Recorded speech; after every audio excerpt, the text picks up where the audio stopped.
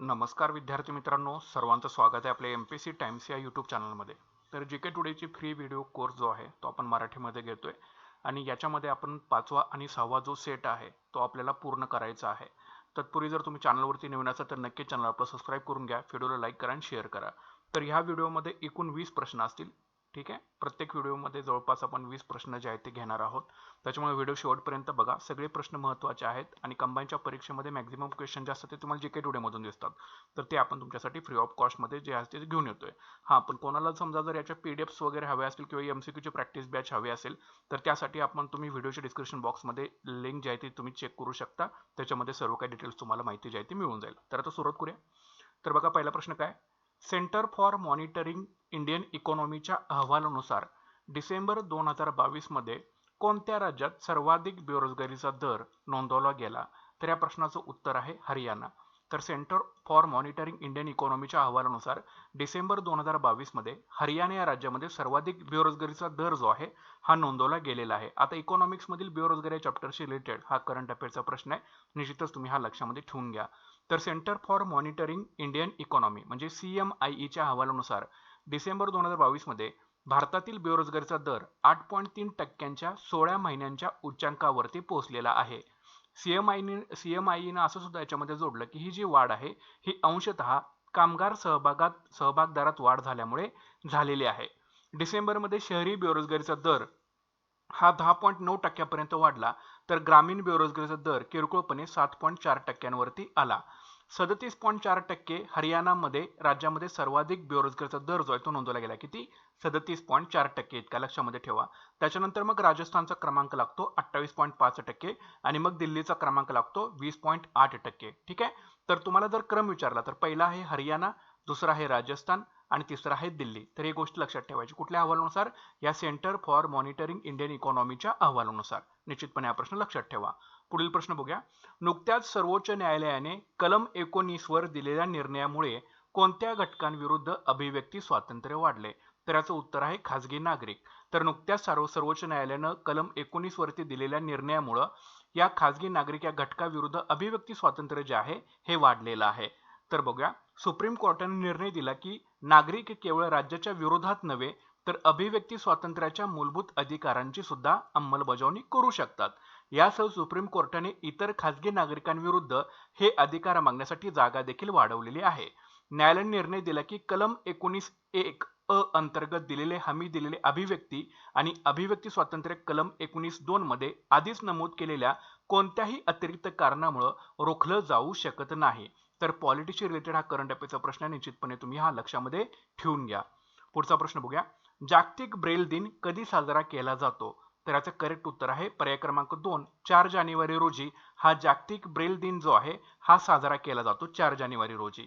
तर 4 जानेवारी हा जागतिक ब्रेल दिवस फ्रान्समधील ब्रेलचा शोधक लुई ब्रेल यांच्या जयंतीनिमित्त साजरा केला जातो. कोणाच्या जयंतीनिमित्त? या लुई ब्रेल यांच्या जयंतीनिमित्त साजरा केला जातो. ब्रेल अंध आणि अर्धवट दृष्टी असलेल्या लोकांद्वारे वापरली जाणारी प्रत्येक अक्षर आणि संख्या आणि अगदी संगीत, गणितीय आणि वैज्ञानिक चिन्हे दर्शवण्यासाठी 6 ठिपके वापरून वर्णमाला आणि संख्यात्मक चिन्हांचे काय आहे? एक स्पर्शिक प्रतिनिधित्व करणारी भाषा आहे ब्रेल. ठीक आहे, तर तुम्ही लक्षात ठेवा. तर जागतिक ब्रेल दिन कधी साजरा केला जातो? 4 जानेवारी रोजी हा जागतिक ब्रेल दिन साजरा केला जातो. पुढचा प्रश्न बघा. गोव्यातील ग्रीनफील्ड आंतरराष्ट्रीय विमानतळाला कोणत्या नेत्याचे नाव देण्यात आलेलं आहे? तर या प्रश्नाचं उत्तर आहे पर्याय क्रमांक 2, मनोहर पर्रीकर. तर गोव्यातील ग्रीनफील्ड आंतरराष्ट्रीय विमानतळाला मनोहर पर्रीकर यांचं नाव जे आहे ते देण्यात आलेलं आहे. गोव्यातील मोपा येथील ग्रीनफील्ड आंतरराष्ट्रीय विमानतळाचे मनोहर आंतरराष्ट्रीय विमानतळ असं नामकरण करण्यास केंद्रीय मंत्रिमंडळाने कार्योत्तर मंजुरी जी आहे ती दिलेली आहे. माजी संरक्षण मंत्री आणि गोव्याचे मुख्यमंत्री मनोहर पर्रीकर यांच्या नावाने हे नाव देण्यात आलेले आहे.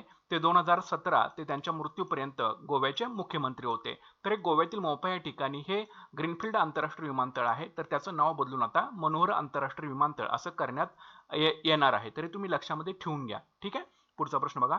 कोणती संस्था अन्न किंमत निर्देशांक FFPI प्रकाशित करते? तर याचं करेक्ट उत्तर आहे पर्याय क्रमांक 2, अन्न आणि कृषी संघटना ही जी संस्था आहे ही अन्न किंमत निर्देशांक प्रकाशित करते. UN एजन्सी अन्न आणि कृषी संघटना FAO ने आपला नवीनतम अन्न किंमत निर्देशांक FFPI प्रकाशित केला आहे, जो तृणधान्ये, वनस्पती तेल, दुग्धजन्य पदार्थ, मांस आणि साखर यांच्या मासिक आंतरराष्ट्रीय किमतींचा मागोवा ठेवतो. डिसेंबरमध्ये FFPI ची सरासरी 132.4 पॉईंट इतकी होती, जी मागील डिसेंबरच्या तुलनेत 1% काय आहे, कमी आहे. 2021च्या तुलनेत 2022 मध्ये FFPI कसा होता, हा लक्षणीयरित्या जास्त होता. तर या गोष्टी तुम्ही याच्यामध्ये लक्षात ठेवा. तर कोणती संस्था अन्न किंमत निर्देशांक प्रकाशित करते? त्याचं उत्तर आहे अन्न आणि कृषी संघटना. पुढचा प्रश्न बघूया. केंद्रीकृत पावती आणि प्रक्रिया केंद्र म्हणजे CRPC आणि एकात्मिक लोकपाल योजना या कोणत्या संस्थेशी संबंधित आहेत? तर याचं उत्तर आहे पर्याय क्रमांक 2, भारतीय रिझर्व्ह बँक. तर या भारतीय रिझर्व्ह बँकेशी केंद्रीकृत पावती आणि प्रक्रिया केंद्र CRPC आणि एकात्मिक लोकपाल योजना ज्या आहेत त्या संबंधित आहेत. रिझर्व्ह बँक ऑफ इंडियाने नुकताच 2021-22 साठी लोकपाल योजनांचा वार्षिक अहवाल प्रसिद्ध केला. एकात्मिक लोकपाल योजना 2021 अंतर्गत RBI द्वारे केंद्रीकृत पावती आणि प्रक्रिया केंद्र CRPC ची स्थापना करण्यात आली होती. लक्षात ठेवा, एकात्मिक लोकपाल योजना 2021 अंतर्गत RBI द्वारे केंद्रीकृत पावती आणि प्रक्रिया केंद्राची स्थापना करण्यात आली होती. अहवालानुसार 2021-22 या वर्षामध्ये लोकपाल योजना किंवा ग्राहक शिक्षण आणि संरक्षण सेलकडून प्राप्त झालेल्या तक्रारींचे प्रमाण 9.39% वाढून ते 4,18,184 वरती पोहोचलेलं आहे. अहवालानुसार पेमेंट आणि व्यवहारांच्या डिजिटल पद्धतींशी संबंधित तक्रारींची संख्या जी आहे ती सर्वाधिक आहे. ठीक आहे, म्हणजे पेमेंट आणि व्यवहारांच्या डिजिटल पद्धतीशी संबंधित तक्रारींची संख्या या अहवालानुसार कशी आहे, जास्त आहे. तर या गोष्टी तुम्हाला याच्यामध्ये लक्षात ठेवणं गरजेचं आहे. तर केंद्रीकृत पावती आणि प्रक्रिया केंद्र आणि एकात्मिक लोकपाल योजना जी आहे या भारतीय रिझर्व्ह बँकेशी संबंधित आहे, ही तुम्ही लक्षामध्ये ठेवून घ्या. पुढचा प्रश्न बघा. राष्ट्रीय विज्ञान दिन 2023 ची थीम काय आहे? तर याचं करेक्ट उत्तर आहे पर्याय क्रमांक 3, global science for global wellbeing. ही राष्ट्रीय विज्ञान दिन 2023 ची काय आहे, थीम आहे. तर केंद्रीय विज्ञान आणि तंत्रज्ञान राज्यमंत्री डॉक्टर जितेंद्र सिंग यांनी राष्ट्रीय विज्ञान दिन 2023 साठी global science for global wellbeing या थीमचं प्रकाशन केलं. राष्ट्रीय विज्ञान दिन 1986 पासून रामन इफेक्टच्या शोधाच्या स्मरणार्थ दरवर्षी 28 फेब्रुवारी रोजी साजरा केला जातो. तर निश्चितपणे हा प्रश्न तुम्ही लक्षामध्ये ठेवणं गरजेचं आहे. तर राष्ट्रीय विज्ञान दिन 2023 ची थीम काय, global science for global wellbeing. आणि कोणाच्या स्मरणार्थ हा दिवस साजरा केला जातो? तर रामन इफेक्टच्या शोधाच्या स्मरणार्थ दरवर्षी हा 28 फेब्रुवारी रोजी साजरा केला जातो. कधीपासून? 1986 पासून. आणि यावेळीची थीम काय आहे? Global science for global wellbeing. लक्षात ठेवा. पुढचा प्रश्न बघूया. मायकेल देबब्रता पात्रा ज्यांचा कार्यकाळ नुकताच कोणत्या संस्थेमध्ये वाढवण्यात आलेला आहे? तर याचं करेक्ट उत्तर आहे पर्याय क्रमांक 2, रिझर्व्ह बँक ऑफ इंडिया. तर मायकेल देबब्रता पात्रा यांचा कार्यकाळ नुकताच रिझर्व्ह बँक ऑफ इंडिया या संस्थेमध्ये जो आहे तो वाढवण्यात आलेला आहे. तर केंद्र सरकारने रिझर्व्ह बँकेचे डेप्युटी गव्हर्नर म्हणून डॉक्टर मायकेल देबब्रत पात्रा यांचा कार्यकाळ आणखीन 1 वर्षासाठी वाढवलेला आहे. मायकेल देबब्रता पात्रा यांनी जानेवारी 2020 मध्ये RBIचे डेप्युटी गव्हर्नर म्हणून पदभार स्वीकारलेला होता आणि डेप्युटी गव्हर्नर पदावर जाण्यापूर्वी ते भारताच्या मध्यवर्ती बँकेचे कोण होते? कार्यकारी संचालक होते. तर निश्चितपणे हा प्रश्न लक्षात ठेवा, इकॉनॉमिक्स रिलेटेड करंट अफेअरचा हा प्रश्न आहे. ओके, पुढचा प्रश्न बघूया. क्लोरोफ्लोरोकार्बन्स CFC वर बंदी घालण्यासाठी 1987 मध्ये स्वाक्षरी केलेल्या आंतरराष्ट्रीय कराराचं नाव काय आहे? तर याचं करेक्ट उत्तर आहे पर्याय क्रमांक 2, मॉन्ट्रियल प्रोटोकॉल. तर क्लोरोफ्लोरोकार्बन वरती बंदी घालण्यासाठी 1987 मध्ये स्वाक्षरी केलेल्या आंतरराष्ट्रीय कराराचं नाव आहे मॉन्ट्रियल प्रोटोकॉल. निश्चितपणे लक्षात ठेवा प्रश्न. मॉन्ट्रियल प्रोटोकॉल हानिकारक रसायने वापरणे थांबवण्यासाठी 1987 मध्ये एक आंतरराष्ट्रीय करार जो आहे तो यशस्वी झालेला होता. ठीक आहे. संयुक्त राष्ट्रांच्या अलीकडील अहवालानुसार क्लोरोफ्लोरोकार्बन्स म्हणजे CFCs जे सामान्यतः spray can, fridge, foam insulation आणि एअर कंडिशनर मध्ये आढळतात, त्यांना ओझोन थराला नुकसान पोहोचवण्याचा दोष जो आहे या CFC ला देण्यात आलेला आहे, क्लोरोफ्लोरोकार्बनला. आणि मग हे त्याच्यामुळे क्लोरोफ्लोरोकार्बन वरती बंदी घालण्यासाठी 1987 मध्ये करार केलेला होता. तर त्या कराराचं नाव आहे मॉन्ट्रियल प्रोटोकॉल. निश्चितपणे लक्षात ठेवा. पुढचा प्रश्न बघा. युनिसेफच्या मते बालमृत्यू म्हणजे नवजात बालक किती वर्षांचे होण्याआधीच मरण पावण्याची शक्यता आहे? तर याचं करेक्ट उत्तर आहे पर्याय क्रमांक 3, 5 वर्षाचे होण्याआधीच मरण पावण्याची शक्यता आहे. बालमृत्यू म्हणजे नवजात बालक जे आहे हे 5 वर्षाचे होण्याआधीच मरण पावण्याची शक्यता असं युनिसेफचं मत आहे. तर बघा, बालमृत्यू किंवा 5 वर्षाखालील मृत्यू दर म्हणजे नवजात बालक 5 वर्षे पूर्ण होण्याआधीच मरण पावण्याची शक्यता, हे प्रति 1000 जिवंत जन्मामागे व्यक्त केलं जातं. UN inter agency group for child mortality estimation UNIGME त्याचा शॉर्ट फॉर्म आहे, यांनी जारी केलेल्या बालमृत्यूचे स्तर आणि ट्रेंड 2022 नुसार अंदाजे 5 दशलक्ष मुले त्यांच्या 5व्या वाढदिवसापूर्वी मरण पावली आणि 5 ते 24 वर्ष वयोगटातील आणखी 2.1 दशलक्ष मुले आणि तरुणांनी वर्ष 2021 मध्ये आपले प्राण जे आहेत ते गमावलेले आहेत. तर या कुठल्या अहवालानुसार असं सांगितलेलं आहे, तर या UN inter agency group for child mortality एस्टिमेशनने जारी केलेल्या अहवालानुसार, त्याचं नाव आहे बालमृत्यूचे स्तर आणि ट्रेंड 2022 नुसार. तर याच्यामध्ये युनिसेफनं असं म्हटलेलं आहे की बालमृत्यू म्हणजे नवजात बालक किती वर्षाचे होण्याआधीच मरण पावण्याची शक्यता, तर 5 वर्ष पूर्ण होण्याआधीच मरण पावण्याची शक्यता. तर ते जे आहे ते 1000 जिवंत जन्मामागं ते व्यक्त केलं जातं बालमृत्यू दर. ठीक आहे, तर या गोष्टी तुम्हाला याच्यामध्ये लक्षात ठेवणं गरजेचं आहे. पुढचा प्रश्न बघा, कोणत्या देशाने modular open source identity platform नावाचे 9 देशांसाठी आधार सारखे व्यासपीठ जे आहे ते विकसित केलेलं आहे? तर याचं करेक्ट उत्तर आहे पर्याय क्रमांक 2 भारत. तर भारतीय देशांनी modular open source identity platform MOSIP नावाचे 9 देशांसाठी आधारसारखं व्यासपीठ जे आहे हे विकसित केलेलं आहे. तर international institute of information technology Bangalore IIITB ने 9 देशांसाठी आधारसारखी डिजिटल ओळख प्रदान करण्यासाठी एक व्यासपीठ विकसित केलेलं आहे. Modular open source identity platform हे डिजिटल ओळख प्लॅटफॉर्म आहे, त्याला MOSIP असं शॉर्ट फॉर्म आहे, लक्षात ठेवा. तर याच्यामध्ये Philippines, Morocco, Sri Lanka, Uganda, Ethiopia, Guinea प्रजासत्ताक, सिएरा लिओन, बुर्किना फासो आणि टोगोलीज रिपब्लिकचे नागरिक या व्यासपीठावरती काय करणार आहेत, नोंदणी करणार आहेत. तर या 9 देशांसाठी आधारसारखे व्यासपीठ जे आहे हे international institute of information technology बँगलोरनी एकूण 9 देशांसाठी विकसित केलेलं आहे. ते 9 देश कुठले आहेत?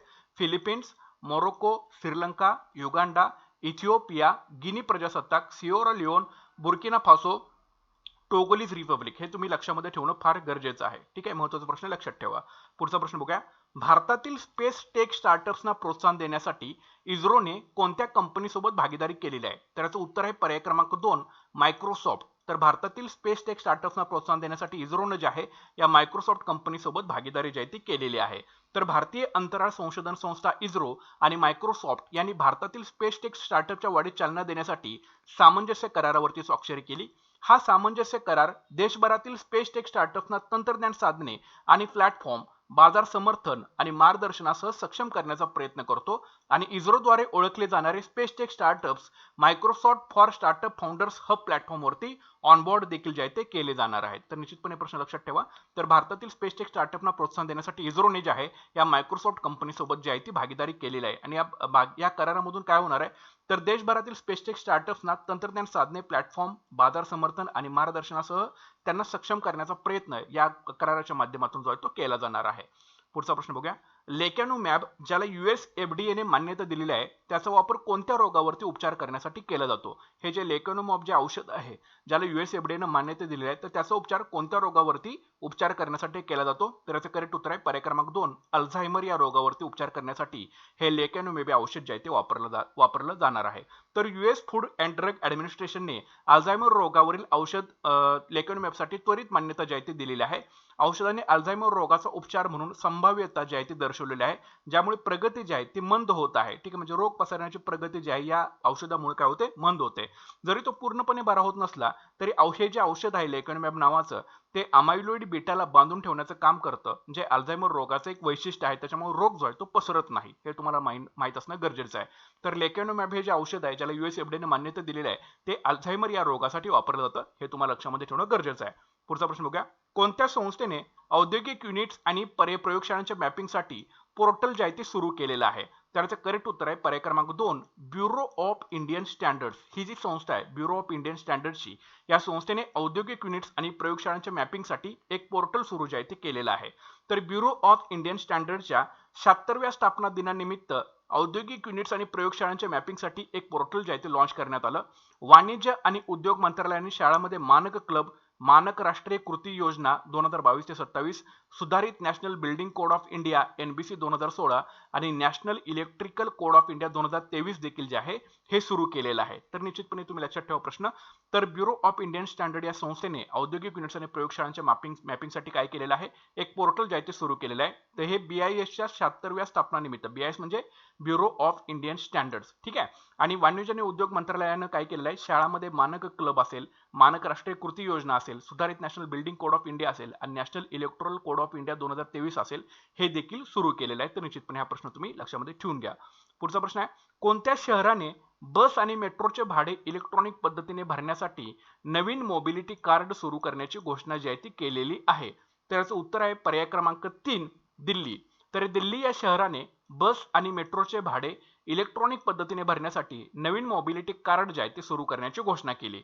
तर दिल्ली सरकार प्रवाशांसाठी बस आणि मेट्रो या दोन्ही ठिकाणी इलेक्ट्रॉनिक पद्धतीने भाडे भरण्यासाठी नवीन मोबिलिटी कार्ड जे आहे ते लॉन्च करणार आहे. दिल्ली परिवहन विभागाने या प्रकल्पासाठी निविदा मागवणारी नोटीस जी आहे ती जारी केलेली आहे. ही कार्डे नॅशनल कॉमन मोबिलिटी कार्ड म्हणजे एनसीएमसीचा भाग आहेत, जे देशाच्या कोणत्याही भागातील प्रवाशांना प्रवासासाठी एनसीएमसी अनुरूप रुपे डेबिट कार्ड वापरण्यासाठी काय करतं, सक्षम करतं. तर निश्चितपणे लक्षात ठेवा, म्हणजे राज्याशी रिलेटेड करंट अफेअरचा प्रश्न आहे. तर दिल्ली या शहराने बस आणि मेट्रोचे भाडे इलेक्ट्रॉनिक पद्धतीने भरण्यासाठी काय केलेलं आहे, नवीन मोबिलिटी कार्ड सुरू करण्याची योजना जी आहे ती घोषित केलेली आहे. तर हे दिल्ली परिवहन विभागाने या प्रकल्पासाठी निविदा मागवणाऱ्या नोटीस सुद्धा जारी केलेल्या आहेत. आणि ही जी कार्ड आहेत, ही नवीन मोबिलिटी कार्ड जे आहेत, हे नॅशनल कॉमन मोबिलिटी कार्डचा भाग असणार आहेत, जे देशातील कोणत्याही भागातील प्रवाशांना प्रवासासाठी एनसीएमसी अनुरूप रुपे डेबिट कार्ड जे आहे हे वापरण्यासाठी सक्षम करतं. निश्चितपणे हा प्रश्न लक्षात ठेवा. पुढचा प्रश्न बघा, कोणत्या संस्थेने आयुष्यमान भारत प्रधानमंत्री जन आरोग्य योजना अंतर्गत रुग्णालयाची कामगिरी मोजण्यासाठी आणि श्रेणीबद्ध करण्यासाठी नवीन प्रणाली जी आहे ती सुरू केलेली आहे? तर याचं उत्तर आहे पर्याय क्रमांक 2, राष्ट्रीय आरोग्य प्राधिकरण. तर या राष्ट्रीय आरोग्य प्राधिकरण या संस्थेने आयुष्यमान भारत प्रधानमंत्री जन आरोग्य योजना अंतर्गत रुग्णालयाची कामगिरी मोजण्यासाठी आणि श्रेणीबद्ध करण्यासाठी नवीन प्रणाली जी आहे ती सुरू केली आहे. तर बघा, राष्ट्रीय आरोग्य प्राधिकरण एनएचबी आयुष्यमान भारत प्रधानमंत्री जन आरोग्य योजना ABPMJAY अंतर्गत रुग्णालयाची कामगिरी मोजण्यासाठी आणि श्रेणीबद्ध करण्यासाठी एक नवीन प्रणाली जी आहे ती सादर करत आहे. नवीन उपक्रम मूल्य आधारित काळजीची संकल्पना सादर करेल, जिथे ध्येय परिणाम आधारित असेल आणि प्रदात्यांना उपचारांच्या गुणवत्तेनुसार पुरस्कृत केले जाईल. रुग्णाने त्यांचे आरोग्य सुधारण्यास मदत केल्याबद्दल प्रदात्यांना पुरस्कृत देखील केलं जाईल. तर निश्चितपणे प्रश्न लक्षात ठेवा. तर राष्ट्रीय आरोग्य प्राधिकरण या संस्थेनं आयुष्यमान भारत प्रधानमंत्री जन आरोग्य योजना अंतर्गत रुग्णालयाची कामगिरी मोजण्यासाठी आणि श्रेणीबद्ध करण्यासाठी एक नवीन प्रणाली जी आहे ती सुरू केलेली आहे. नवीन उपक्रम जो आहे तो मूल्य आधारित काळजीची संकल्पना सादर करेल, जिथे ध्येय परिणाम आधारित असेल आणि प्रदात्यांना उपचारांच्या गुणवत्तेनुसार काय केलं जाईल, पुरस्कृत केलं जाईल. आणि रुग्णाने त्यांचे आरोग्य सुधारण्यास मदत केल्याबद्दल प्रदात्यांना पुरस्कृत देखील केलं जाणार आहे. पुढचा प्रश्न आहे, भारतातील कोणत्या विमानतळाने 2022च्या सर्वोच्च कामगिरी करणाऱ्या जागतिक विमानतळांच्या सीरियम यादीमध्ये दुसरा क्रमांक पटकावला? तर याचं करेक्ट उत्तर आहे पर्याय क्रमांक 2, बेंगळुरू. तर भारतातील बेंगळुरू मध्ये असणाऱ्या विमानतळानं 2022च्या सर्वोच्च कामगिरी करणाऱ्या जागतिक विमानतळांच्या सीरियम यादीमध्ये दुसरा क्रमांक जो आहे तो पटकावलेला आहे. तर सीरियम एव्हिएशन अॅनालिटिक्स द्वारे जारी केलेल्या 2022च्या सर्वोच्च कामगिरी करणाऱ्या जागतिक विमानतळाच्या यादीनुसार टोकियो जपानचे हानेडा विमानतळ प्रथम स्थानावरती आहे. बंगळुरूच्या कॅम्पगोडा आंतरराष्ट्रीय विमानतळानं दुसरा क्रमांक याच्यामध्ये पटकावला. तर दिल्लीच्या इंदिरा गांधी आंतरराष्ट्रीय विमानतळानं 7वा क्रमांक जो आहे या सीरियम यादीमध्ये पटकावलेला आहे, सर्वोच्च कामगिरी करणाऱ्या जागतिक विमानतळाच्या यादीमध्ये. तर निश्चितपणे तुम्ही लक्षात ठेवा.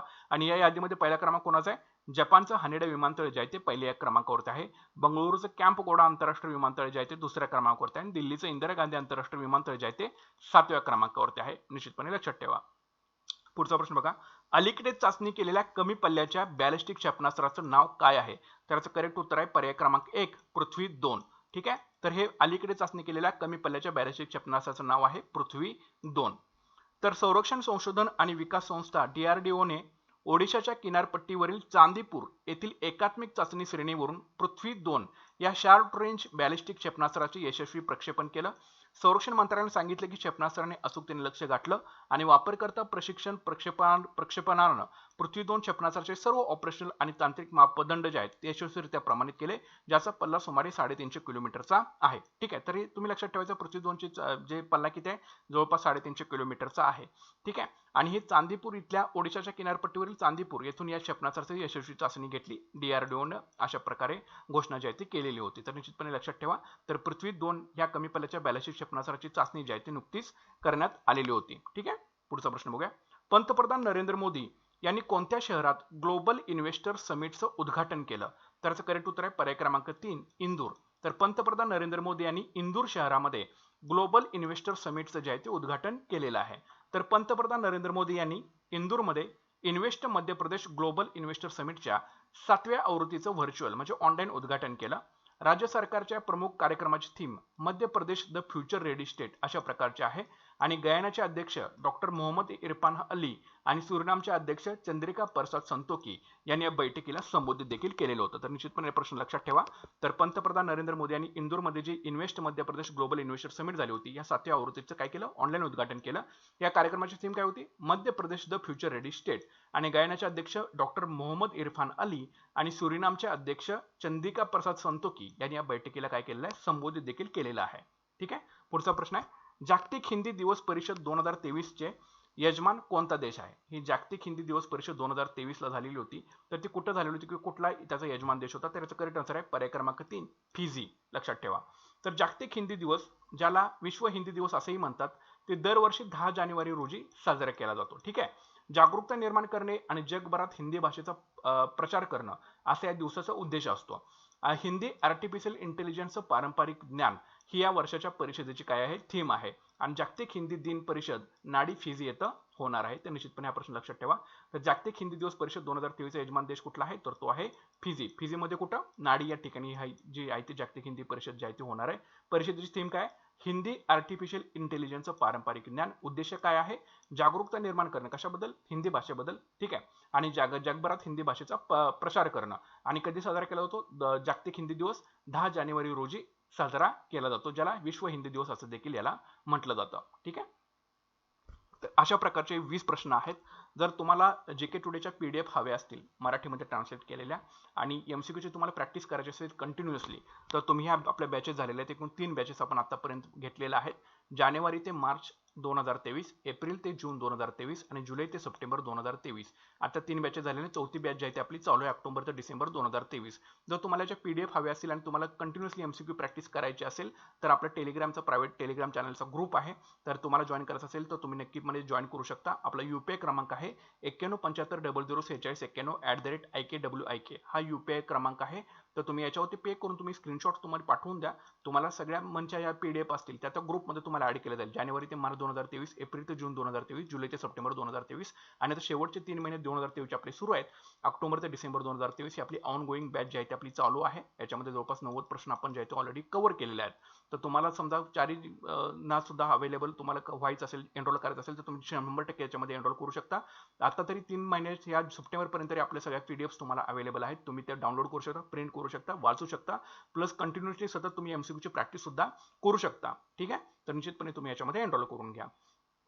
तर चॅनल सबस्क्राईब करायला तुम्ही अजिबात विसरू नका. जीके टुडेचे आपले क्वेश्चन जे आहेत ते फ्री ऑफ कॉस्ट तुमच्यासाठी व्हिडिओ कोर्सेस अवेलेबल आहेत. नक्कीच चॅनल आपलं सबस्क्राईब करा, व्हिडिओला लाईक करा, शेअर करायला अजिबात विसरू नका. भेटूत पुढच्या व्हिडिओ सेशनमध्ये. Thanks for watching guys and all the best.